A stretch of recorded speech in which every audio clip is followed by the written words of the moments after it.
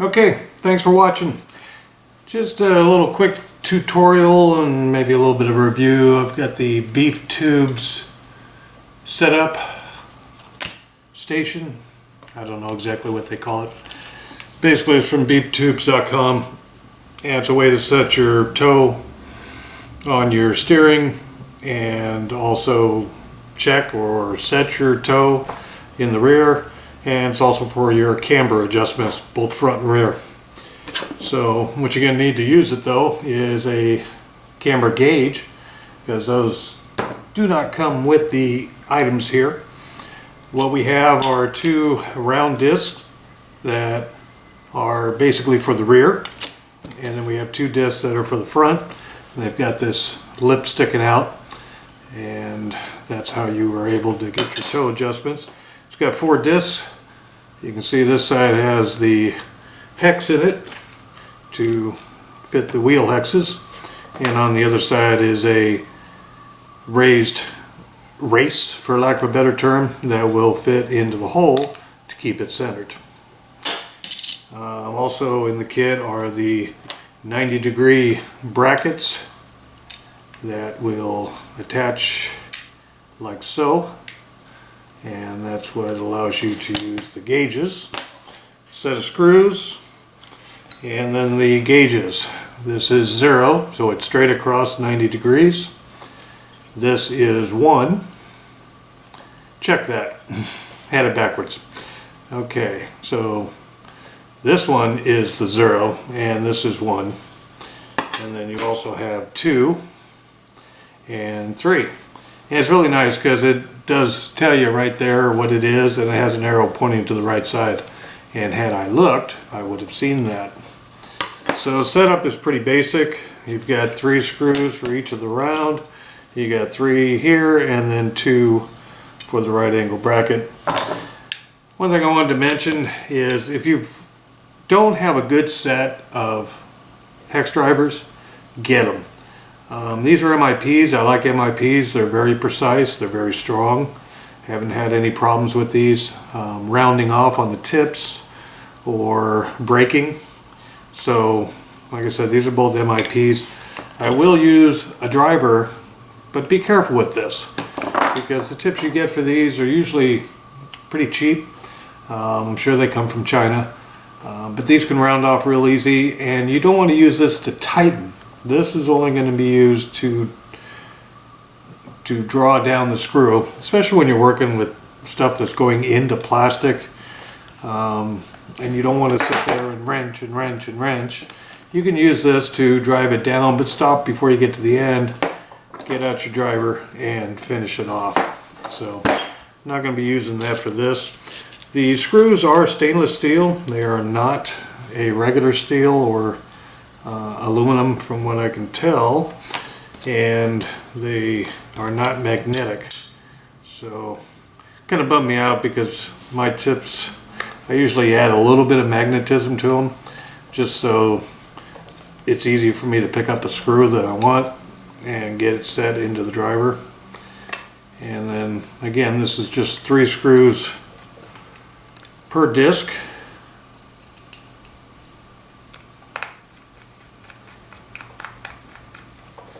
And then the right angle adapter's got 2 holes in the end there, and they'll line up with the 2 holes on this.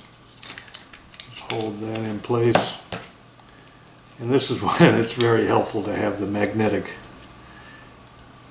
or screws that will be attracted to something magnetic. And again, it's always good to start your screw and then start the next one before you actually tighten down, because if the holes aren't lined up exactly, you might have trouble getting the second screw in. So these don't have to be wrenched down.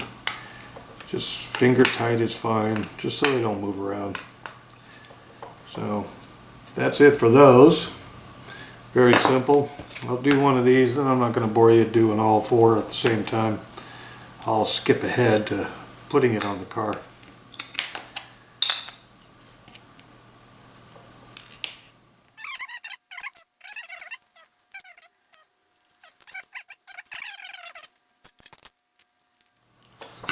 Okay, that's all assembled. Only takes a minute or two. And these are all the components here.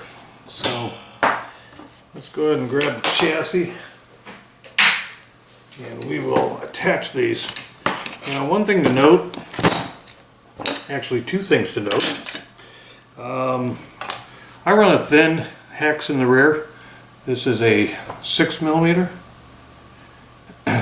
and 6mm when put on here will not allow the flange nut to fully seat.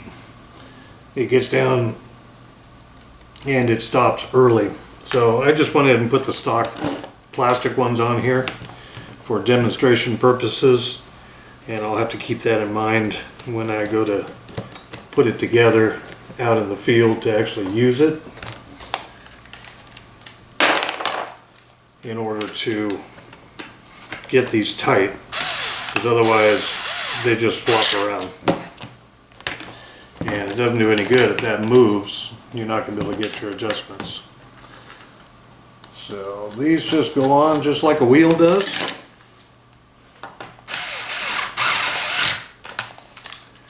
And then on the front, you've got a right side and a left side.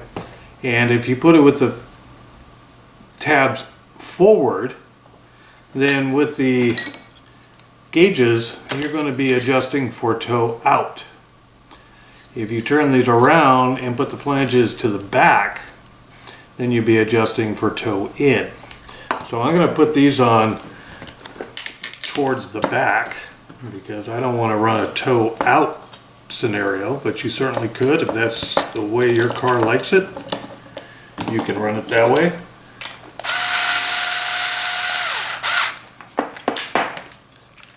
Now with this, obviously your gauge cannot get on top and be flat with the servo in the way, so you'll go under the chassis.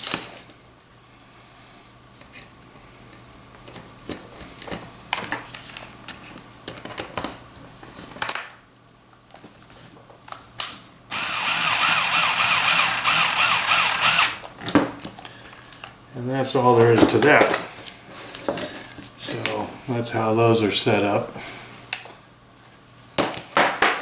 So from here, you can use your gauge. This is a loci.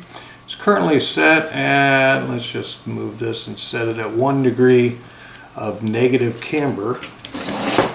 And with that, if you're on a good flat surface, this probably isn't the best. I use a piece of glass, but that is actually pretty good at 1 degree. And over on this side, it is a little off.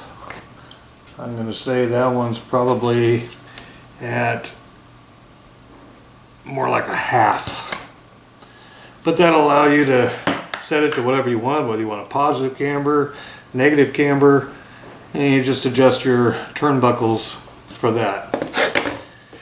And then I normally run about a 1 degree. So again, it's got the number 1 and it's got a little arrow. Lift that up, put that down, just set it right on top of the little tabs there and up against the red parts. And honest with you, I think my car is already set at 1 degree. And yeah, it looks pretty good just like that. If you needed to make an adjustment, and actually I do, because this is probably more of a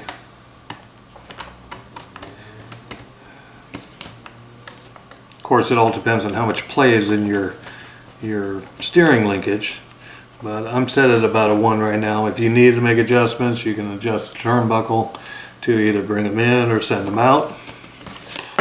So that's fairly simple there. And then in the rear, let's see, this is probably, haven't run this car in a while, so I don't even know what it's set at right now. Would need to reset it. That's about a half a degree. And this side, yeah, it's pretty close. It's probably more like 1. So that's how you use it. When you're done adjusting your turnbuckles and getting it all set to where you want, just pop these off, put your wheels back on, and away you go. So that's the basics of the Beeftubes setup station. It's reasonably priced, easy to put together. It looks like it'll be easy to store. These might be a little challenging for some people depending on what box you got. But the Beeftubes.com setup station, I think it's like $59.95 or something. So go out and get yourself one if that's what you need to get your car set up.